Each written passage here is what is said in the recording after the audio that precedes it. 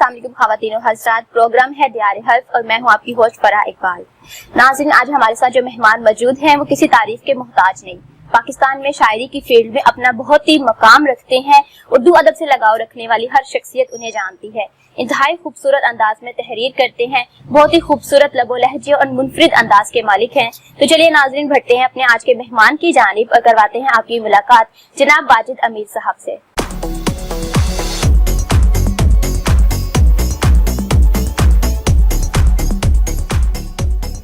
अस्सलाम वालेकुम सर, कैसे हैं आप? वालेकुम, अल्लाह करो। बहुत शुक्रिया, थैंक यू सो मच, आपने कीमती वक्त में से हमें वक्त दिया और हमारे प्रोग्राम में आप तशरीफ लाए। Thank you so much. Sir, आपका अदब से ताल्लुक बहुत ज्यादा पुराना है, तो आपको लगता है कि आप भी अदब की सरगर्मियां वैसी ही हैं या इसमें कुछ कमी आई है?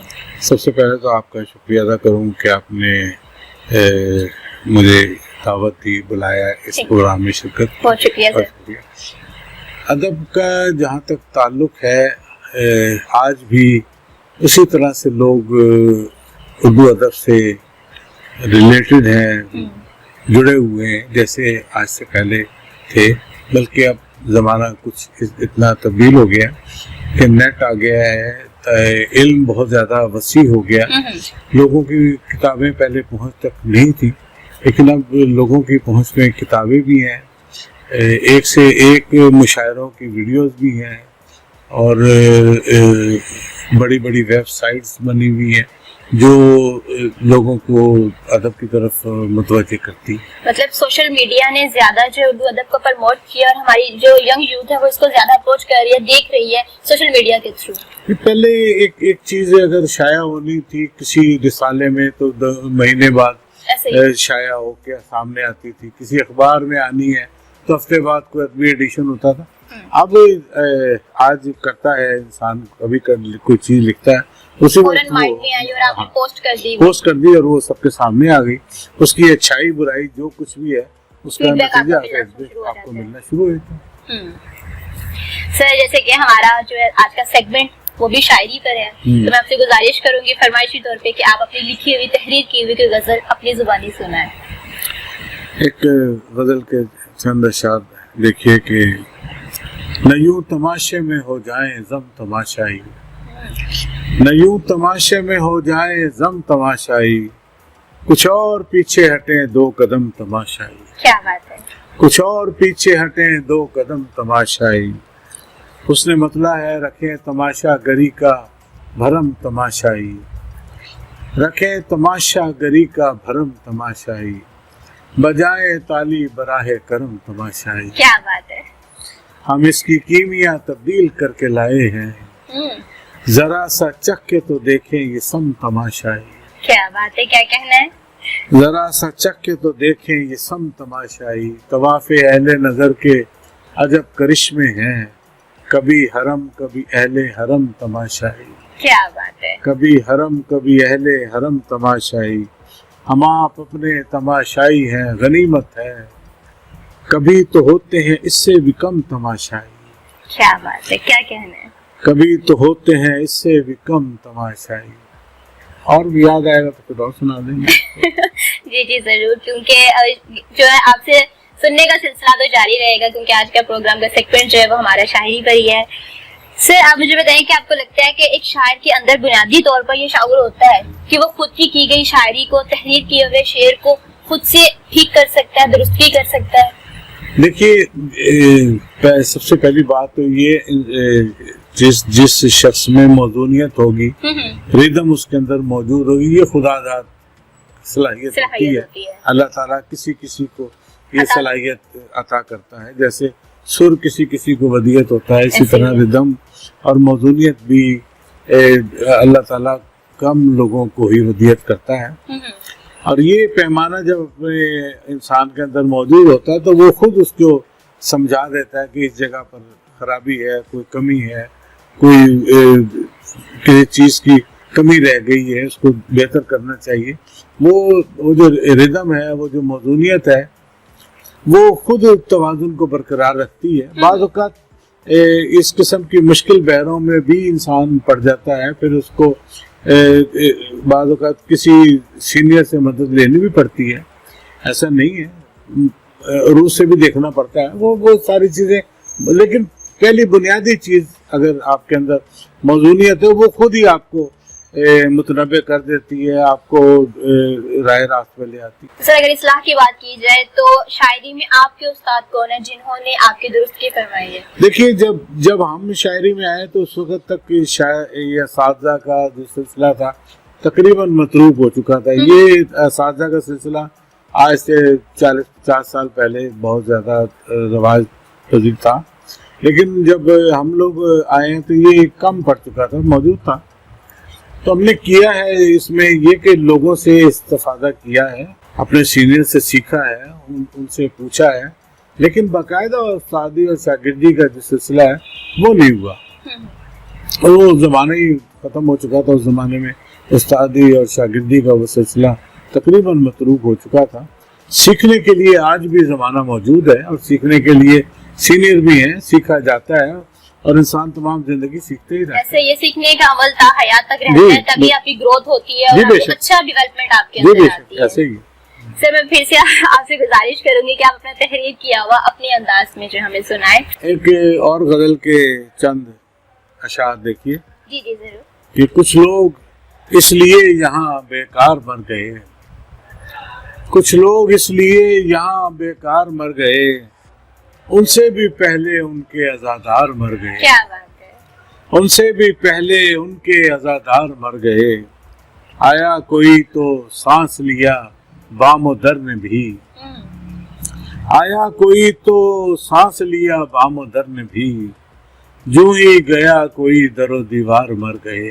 کیا بات ہے. جو ہی گیا کوئی در و دیوار مر گئے. کہتے ہیں شہر شب کے دکاندار صبح دم, کہتے ہیں شہر شب کے دکاندار صبح دم, جانے کہاں یہ سارے خریدار مر گئے. کیا بات ہے. جانے کہاں یہ سارے خریدار مر گئے.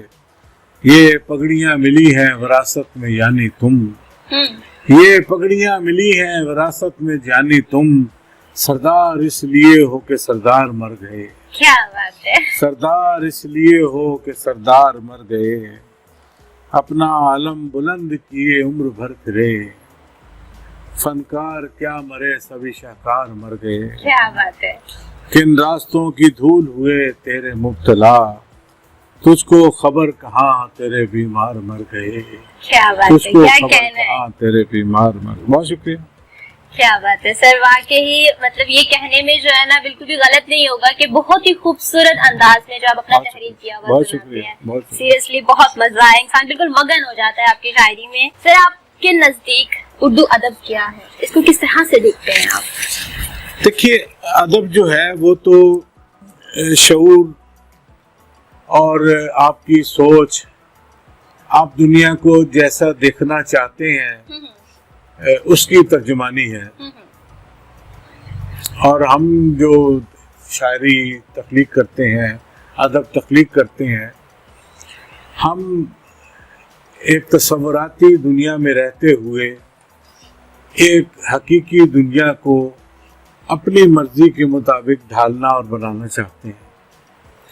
یہی ہر فنکار, ہر تخلیق کار کا منشا ہوتا ہے کہ وہ دنیا کو اپنے رنگوں سے پینٹ کرنا چاہتا ہے, اپنی مرضی کی دنیا بنانا چاہتا ہے, اس میں خوبصورتی کو لانا چاہتا ہے, بدصورتی کو ختم کرنا چاہتا ہے. سر بعض دفعہ لوگ جو ہیں خود کو اردو ادب پہ منحصر کر لیتے ہیں, زندگی میں اور بھی بہت ساری ایکٹیویٹیز ہیں اور بھی بہت سارے کام ہیں, اس سے اپنے آپ کو بالکل ترک کر کے اور اردو ادب پہ اپنے آپ کو رکھنا, یہ رویہ آپ کے نزدیک کیسا ہے؟ دیکھیے بات یہ ہے کہ جو تخلیق کار ہوتا ہے, فنکار ہوتا ہے, وہ عام انسانوں سے مختلف ہوتا ہے. اس کا مزاج, اس کی طبیعت عام لوگوں سے مختلف ہوتی ہے. یہ حقیقت ہے کہ وہ عام لوگوں کی طرح نہ سوچتا ہے نہ زندگی گزار سکتا ہے. اس کے لیے اپنی تخلیق کے ساتھ جڑا رہنا ہی بڑا مسئلہ ہوتا ہے. یہ جو باقی دنیا کی معاملات ہیں, پہلے تو اس کی طرف زیادہ توجہ نہیں دی گئی, لیکن اب وہ زمانہ بلکہ پچھلے کچھ 60-70 سال سے ایسے معاملات چل رہے ہیں کہ شاعر، ادیب، تخلیق کار اپنے بنیادی ضروریات زندگی سے صرف نظر نہیں کر سکتا. اسے بھی عام انسانوں کی طرح اپنی زندگی بنانے، اپنا مستقبل بنانے، اپنے بیوی بچوں کے لیے اچھا مناسب ماحول تیار کرنے کے لیے وقت لگتا ہے. اسے بھی محنت کرنی پڑتی ہے، اسے بھی دنیا کے تمام مسائل سے الجھنا پڑتا ہے، اس میں زندگی گزارنی پڑتی ہے. حالانکہ اس کی زندگی اس سے مختلف ہوتی ہے اور وہ چاہتا کچھ اور ہے، لیکن دنیا کے معاملات کو چلانے کے لیے اس کو کاروبار زندگی چلانا پڑتا ہے. وہ بھی ضروری ہے. ساتھ ایک شعر میں آپ کو سنا دوں. ضرور. احمد جاوید صاحب کا ہے، بڑا اچھا شعر کہ کاروبار زندگی سے جی چراتے ہیں سبھی، جیسے درویشی سے تم مثلاً جہاں بانی سے ہم. مگر ایک کاروبار زندگی ہم بھی چلا رہے ہیں اور ایک دنیا دار لوگ بھی چلا رہے ہیں، اور دونوں اسے صرف نظر کرتے ہیں. ہم بھی کرتے ہیں اور وہ بھی کرتے ہیں، لیکن اب سارا کچھ مل گیا ہے. ساری بات ہے، زندگی کے اور بھی دیگر مسائل بالکل دیکھنا پڑتا ہے. شاعری کے ساتھ بالکل جو ہے منسلک ہو کے نہیں رہ سکتے. ہاں جی سر، شاعری کے آغاز کے بعد پہلا مشاعرہ پڑھنے کا آپ کا اتفاق کب ہوا، اور جب آپ نے پہلا مشاعرہ پڑھا آپ کی کیا فیلنگس تھی، لوگوں نے کیا داد دیا؟ دیکھیے وہ اس طرح سے ہے کہ بہت عرصے تک تو میں اس سے دور رہا، مشاعروں سے بہت دور رہا. کوئی خاص وجہ تھی سر؟ کچھ سمجھ لیں گے جاب کی وجہ سے اور کچھ مصروفیات تھیں. پھر ایک بندے میں تھوڑی سی وہ ہوتی ہے کہ پتہ نہیں میں اس میں کہاں کامیاب ہوں گا. لیکن جب میں نے 90 کی دہائی میں شروع میں پڑھے ہیں کچھ مشاعرے تو مجھے اس پہ بہت حیرت ہوئی. لوگوں نے بہت زیادہ اس پہ اپریشیٹ کیا، بہت زیادہ پسند کیا، داد ملی، بہت حیرانی ہوئی، اور جس نے بہت زیادہ مجھے حوصلہ افزائی میری ہوئی. اور اس کے بعد جو سفر چلا ہے وہ سفر کافی اچھا رہا، اور ابھی تک الحمدللہ اس سفر پہ چل رہے ہیں راستے. سر اگر مشاعروں کی بات کی جائے تو آج سے 12 سے 15 سال پہلے کے مشاعروں میں اور اب کے مشاعروں کا کیا فرق دیکھتے ہیں اگر کمپیریزن کیا جائے تو؟ دیکھیں نا، پہلے یونیورسٹیز، کالجز آج سے 20 سال پہلے کم تھے، صرف سرکاری سطح پر کالج یونیورسٹیز تھے، اور وہیں پر ہی کچھ مشاعرے وغیرہ ہوا کرتے تھے. لیکن اب پرائیویٹ کالج یونیورسٹیز آ گئی ہیں اور وہ اپنے طور پہ بڑے بڑے مشاعرے منعقد کرواتے ہیں. پاکستان سے باہر، پاکستان کے میں بھی بڑے بڑے ادارے وجود میں آ چکے ہیں جنہیں یہ بات کی سمجھ آئی ہے کہ مشاعرہ کروانا چاہیے، اور وہ مشاعرے کروا رہے ہیں. پہلے اتنا زیادہ نہیں تھا، اب بہت بہتر ہوا ہے صورتحال، میرے خیال میں بہت اچھی ہوئی ہے. یہ پرائیویٹ اداروں کے وجود میں آنے کے بعد مشاعرہ کا نظام جو ہے زیادہ بہتر ہوا. اس کی محفل زیادہ جو ہے نا وہ ہونے لگ گئی ہے. اب بڑے بڑے، میں نے تو پڑھا ہے چھوٹے چھوٹے علاقوں میں جو ادبی تنظیمیں بنی ہیں، پاکستان کے دور دراز علاقوں میں نیٹ پہنچی ہے، وہاں پر نیٹ تو ہر جگہ ہے. تو اس کی وجہ سے لوگوں کو میں شعور بھی آیا ہے، خواہش بھی پیدا ہوئی ہے، شاعری کی طرف رجحان بھی ہے، اور وہ چاہتے بھی ہیں کہ بڑے شہروں کے لوگ جو ہے وہ، یا جو مشہور لوگ ہیں جنہیں انہوں نے نیٹ پہ دیکھا ہے، سنا ہے، وہ ان کے سامنے بھی آئیں. تو وہ پروگرام ارینج کرتے ہیں دور دراز کے علاقوں میں، اور ہمارا نوجوان طبقہ کر رہا ہے یہ کام، اور سینئر بھی کر رہے ہیں، اور اب مشاعرہ بہت زیادہ بھرپور ہو رہا ہے. سر مشاعروں کی بات کر رہے ہیں تو obviously اس میں شاعری جو ہے وہ تو بھرپور طریقے انداز میں ہوتی ہے. تو پھر سے میں آپ سے گزارش کروں گی کہ آپ ہمیں اپنا تحریر کیا ہوا کچھ سنائیں. تو نے جس شہر تماشا سے گزارا ہے مجھے، تو نے جس شہر تماشا سے گزارا ہے مجھے، اس نے ہر بام تمسخر سے پکارا ہے مجھے. اس نے ہر بام تمسخر سے پکارا ہے مجھے. کیا جنوں میں بھی کوئی پاؤں غلط پڑتا ہے، کیا جنوں میں بھی کوئی پاؤں غلط پڑتا ہے. دل نے کیوں عشق کی مسند سے اتارا ہے مجھے، دل نے کیوں عشق کی مسند سے اتارا ہے مجھے. یہی کہتا رہا پروانہ کسی نے نہ سنی، یہی کہتا رہا پروانہ کسی نے نہ سنی. روشنی جیسی کسی چیز نے مارا ہے مجھے، کیا بات ہے. اب میں چاہوں بھی تو دنیا سے نہیں مل سکتا، اب میں چاہوں بھی تو دنیا سے نہیں مل سکتا، زندگی تم نے بہت دور اتارا ہے مجھے، کیا بات ہے. خس و خاشاک میرے ساتھ بہے جاتے ہیں، کیا کہوں کون سے تنکے کا سہارا ہے مجھے. کیا بات ہے، کیا کہنا ہے. بہت ہی خوبصورت انداز میں آپ کہتے ہیں. سیریسلی اٹ واز آسم. سر آپ کو کس قسم کی شاعری پسند ہے؟ آپ اداس شاعری کرنا پسند کرتے ہیں، تھوڑا خوشگوار ہو، یا موڈ جو ہے وہ آپ کا موسم کی وجہ سے بھی خوشگوار ہوتا ہے؟ کیا یہ کہنا درست ہے کہ موسم جو ہے وہ آپ کے موڈ پہ ڈیپینڈڈ ہوتا ہے؟ اگر موسم خوشگوار ہے تو آپ کو کچھ تحریر کرنے کو، کچھ کہنے کو دل کرتا ہے؟ موسم باہر کا موسم خوشگوار ہو یا نہ ہو، اندر کا موسم خوشگوار ہونا چاہیے. تو سر اندر کا موسم خوش کیسے رہتا ہے؟ وہ اس کے لیے کبھی کوئی پیمانہ نہیں بن سکا، کوئی آلہ نہیں بن سکا جو اندر کے موسم کو خوشگوار کر سکے. وہ ایک فطری لمحہ ہوتا ہے جب آپ کے اندر کا موسم خوشگوار ہوتا ہے تو آپ کا لکھنے کے لیے من اس طرف دل مائل ہوتا ہے، اور کیا نام ہے جس کو عرف عام میں آمد کہہ لیتے ہیں. تو وہ ایک اندر سے ایک چیز اٹھتی ہے، یا آپ کے اندر اتنا کچھ بھر چکا ہوتا ہے، غبار ہوتا ہے جس کو آپ نے کہیں نہ کہیں منتقل کرنا ہوتا ہے. اس کے لیے پھر سر کبھی ایسا ہوا ہے کہ جیسے ابھی آپ نے بولا کہ اندر کا موسم، دل کا موسم جو خوشگوار ہونا ضروری ہے، تو دل کا موسم بہت زیادہ خوشگوار ہے، بیٹھے بیٹھے کچھ آپ نے کوئی شعر لکھ دیا ہے، کوئی مصرع لکھا ہے اور وہ لب اپنے مشاعروں میں سنایا ہے یا لوگوں کو سنایا تو کافی داد ملی ہے، کوئی ایسا لمحہ یاد ہے آپ کو؟ بہت سے کئی جگہ پر، کئی دفعہ بالکل کوئی ایک ایسا واقعہ جو آپ ابھی تک نہیں بھول پائے ہو؟ واقعہ مگر ایک مشاعرے میں وہ غزل پڑھ کے جب نیچے اترا تو وہ بہت بڑا مشاعرہ تھا. ایک صاحب مجھے ملے اور انہوں نے کہا کہ زندگی میں پہلی مرتبہ کسی نے ہماری مرضی کا شعر کہا. میں نے کہا وہ کیا؟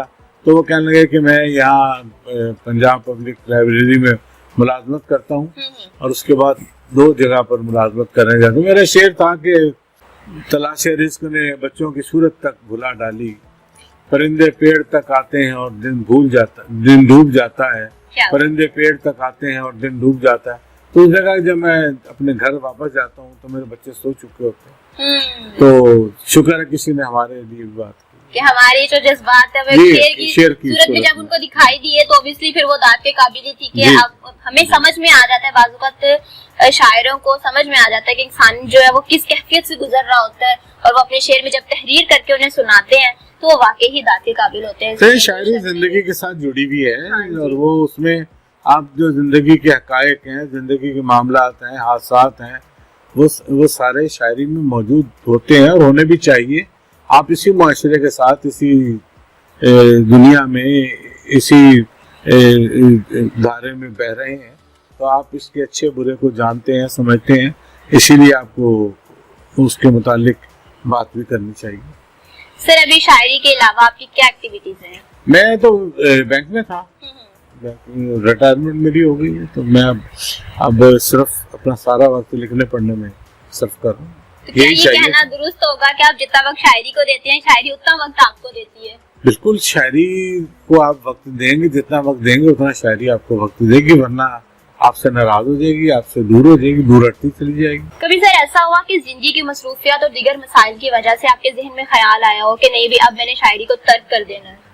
نہیں، ایسا کبھی خیال نہیں آیا. ابھی آپ نے بولا کہ آپ بینک میں بھی جاب کر رہے تو ساتھ میں شاعری کو لے کے چلنا، دونوں اپوزٹ ڈائریکشن ہے، اس سے کوئی فرق نہیں پڑتا. میں اس کو اس طرح سے کہتا ہوں کہ شروع میں پرابلم ہوتی ہے، مسئلہ ہوتا ہے، لیکن ہم سب کے پاس اتنا ٹائم ہوتا ہے جو ہم فضول باتیں کرتے ہیں، ادھر بیٹھتے ہیں ادھر بیٹھتے ہیں. اس کی بجائے اگر ہم مطالعہ کریں یا اپنے اندر جو تخلیق کار موجود ہے اس کو کھوجیں، اس کو تلاش کریں. ہمارے اندر شاعر ہے، مصور ہے، اداکار ہے، گلوکار ہے، ہمارے اندر کیا چیز موجود ہے. یا صرف ہم ایک اچھے قاری بھی بن سکتے ہیں، ایک اچھے تنقید نگار بن سکتے ہیں، کچھ بھی کر سکتے ہیں. ایک تخلیقی ڈھونڈے، آپ تخلیق کار بن سکتے ہیں. تخلیق کار اللہ تعالیٰ نے سب میں صلاحیتیں، کوئی نہ کوئی صلاحیت دی ہوتی، ہم اسے نہ اس کو نہ نہ تلاش کرتے ہیں، نہ اس کی جستجو کرتے ہیں، نہ اس کو سنوارتے ہیں، نہ بناتے ہیں، کچھ نہیں کرتے. بس صرف یہ کہ لوگوں کے مطالعے پر ادھر ادھر بیٹھ کے فضول باتیں کرتے ہیں. ہمیں مطالعہ اپنا بڑھانا چاہیے. ہمیں یہ سوچنا چاہیے کہ ہمارے اندر کون سی ایسی تخلیقی صلاحیت رب العالمین نے رکھی ہے، ہم اس کو باہر لے کر آئیں اور پھر یہ کامیابی آپ کے قدم چومے گی، کیوں نہیں چومے گی. سر اگر آپ کی بکس کی بات کی جائے تو ابھی تک آپ کی کتنی بکس جو ہے وہ منظر عام پر ہمیں دیکھنے کو ملیں گی؟ دیکھیے میرے 3 غزلوں کے مجموعے ابھی تک چھپ چکے ہیں، چوتھا ابھی انڈر پروسیس ہے. انشاءاللہ اسی ایک آدھ مہینے میں چھپ جائے گا. ایک راوی سے نیاگرا تک میرا سفر نامہ تھا، کافی ضخامت تھی اس کی، وہ تھا. پھر ایک مجموعہ ہے یہ اذن نعتیہ مجموعہ ہے، اور اس کے بعد پھر یہ تناب سلام و مناقب کا میرا مجموعہ تھا، یہ آیا تھا. اور اب تعصف کے نام سے میرا ایک اور مجموعہ آ رہا ہے. کچھ نثر کا کام ہے، جو مضامین لکھے تھے وہ اکٹھے کیے گئے ہیں، انشاءاللہ وہ بھی آ جائے گا. اور ایک نظم کا میرا انشاءاللہ مجموعہ. سر یہ زمین جو آپ کی بک پبلش ہوئی ہے، اس میں آپ اپنی تحریر کے ذریعے کیا کہنا چاہ رہے ہیں؟ دیکھیے وہ شاعری کبھی بھی کسی ایک نقطے کے پر نہیں کی جاتی ہے، اس میں بہت سارے مختلف موضوعات ہوتے ہیں. غزل میں تو ہر غزل مختلف غزل کا ہر شعر مختلف موضوعات لیے ہوئے ہوتا ہے.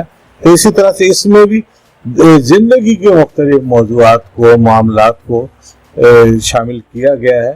اور یہ بعض اوقات ہماری جو تخلیقی اپج ہوتی ہے، جو خیالات کی رو ہوتی ہے، وہ ہمیں راستہ دکھاتی ہے کہ ہم نے کیا کہنا ہے. صحیح ہو گیا. سر لاہور میں جو ادبی تنظیمیں ہیں، آپ کی ان کے ساتھ وابستگی رہی ہے؟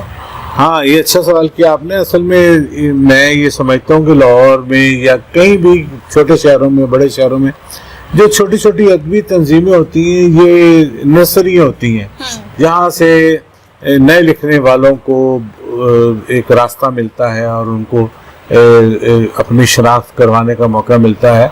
وہاں جو نئے لکھنے والے ہوتے ہیں وہ آتے ہیں، اپنی تخلیق پیش کرتے ہیں، اور پھر وہ اس سے آگے بڑھ کے وہ قومی سطح پر بھی اپنا نام روشن کرتے ہیں. اسی طرح سے مدن لاہور تو ایک ثقافت ادب و ثقافت کا گڑھ رہا ہے. تو یہاں حلقہ ارباب ذوق، ترقی پسند مصنفین اور کیا نام ہے، اور دوسری بہت سی ادبی تنظیمیں ہیں جو رہی ہیں اور ہیں. میں ان کا حصہ رہا ہوں اور ان کے ساتھ شامل رہا ہوں. تمام سفر میں جتنے میری زندگی کے معاملات تھے، میں تمام ادبی تنظیموں کے ساتھ شامل رہا ہوں، اور آج بھی ان کی اہمیت افادیت کو میں مانتا ہوں. شاعری کے سیگمنٹ کو دیکھتے ہوئے مزاحیہ انداز میں آپ سے کہوں گی کہ آپ لاہور 42 پہ دوبارہ پھر سے آپ سے شاعری سننے کا جو ہے نا وہ آغاز ہوا جاتا ہے. اب آپ سنائیں، اب کہ لکھنا ہوا جو بھی آپ لکھا ہوا ہے تھوڑا مزاحیہ انداز میں ہو جائے. نہیں مزاحیہ شاعری ہمارا نہیں، آپ مزاحیہ، میں نے آپ سے مزاحیہ انداز میں کہا ہے. اچھا. غزل کے چند اشعار. ایک ایک کر کے موتی نکالے گئے، سیپیاں چھوڑ دیں. ایک ایک کر کے موتی نکالے گئے، سیپیاں چھوڑ دیں. کیا بات ہے. یار لوگوں نے مرضی کے بیٹے چنے، بیٹیاں چھوڑ دی. یار لوگوں نے مرضی کے بیٹے چنے، بیٹیاں چھوڑ دیں. فائلیں لے کے در در بھٹکتے رہے، سر پٹکتے رہے. فائلیں لے کے در در بھٹکتے رہے، سر پٹکتے رہے.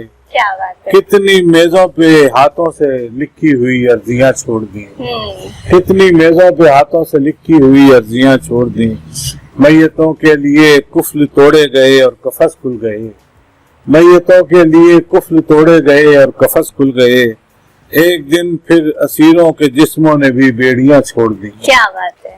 ایک دن پھر اسیروں کے جسموں نے بھی بیڑیاں چھوڑ دیں. سب کہی ان کہی ایک طرز تغافل میں جل بجھ گئی. سب کہی ان کہی ایک طرز تغافل میں جل بجھ گئی. لب تک آئی ہوئی کتنی باتیں تھیں جو درمیاں چھوڑ دیں. کیا بات ہے. لب تک آئی ہوئی کتنی باتیں تھیں جو درمیاں چھوڑ دیں. خاک بے نام قبروں پہ ڈالی گئی کذب تاریخ کی، قاتلوں نے بھی سینوں میں گھونپی ہوئی برچیاں چھوڑ. کیا بات ہے، کیا بات ہے. بہت اچھا لگا سر، بہت اچھے آپ انداز میں جو اپنا تحریر کیا ہوا سناتے ہیں. سر آپ کو لگتا ہے کہ ہماری نئی نسل میں جو ہمارے جو نیو لکھاری ہیں ان میں وہ جنون، وہ اسپارک ہے کہ وہ اس تہذیب کو، شاعری کو آگے لے کے چل سکتے ہیں پراپر وے میں؟ کیونکہ بہت سے لوگ آپ سے بھی زیر اصلاح لیتے ہیں اور اپنی اصلاح بھی کرواتے ہیں، درستگی بھی کرواتے ہیں، تو ان نوجوانوں میں آپ کو یہ اسپارک نظر آتا ہے؟ دیکھیں، میں تو اپنے اس دور کے نوجوانوں سے بہت مطمئن ہوں، بہت خوش ہوں. جن لوگوں نے شاعری، ادب، تخلیق کی طرف نہیں آنا وہ کسی صورت بھی نہیں آئیں گے. جن لوگوں میں یہ چیز موجود ہوتی ہے، یہ سپارک موجود ہوتا ہے، یہ تخلیقی صلاحیت موجود ہوتی ہے، وہ کہیں نہ کہیں سے ڈھونڈ کے اور تلاش کر کے اپنے لیے کوئی نہ کوئی راستہ نکال لیتے ہیں، اور وہ پڑھتے بھی ہیں، لکھتے بھی ہیں، اور ان کے سامنے پورا کا پورا اردو ادب کا منظر نامہ رکھا ہے. ایک کلک کے اوپر انہیں تمام اردو ادب مل جاتا ہے. ہمارے وقت میں بہت مشکل تھا، کتاب کا حصول مشکل تھا، کتاب کو ڈھونڈنا، خریدنا، پڑھنا مشکل کام تھا.